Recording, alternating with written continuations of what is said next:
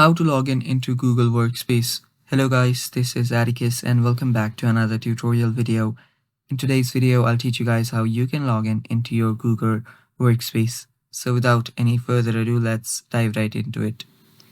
So the first step is open up a web browser and simply search for Google Workspace. After you search for Google Workspace, this is the website right here.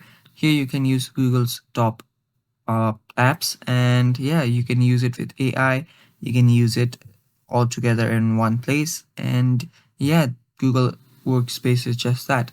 So after you're on Google Workspace, you will see the option to get started. This is for people who do not have an account yet. So if you already have an account, head back to this Google and then head over to the sign in option. Tap on sign in and you'll get redirected to another page. Now right here, choose your account. I'll just choose this one. And after you choose your account, you can simply wait for it to log in. So let's do that again. And after you log in, you will be able to use Google Workspace. And yeah, that is basically all for the video.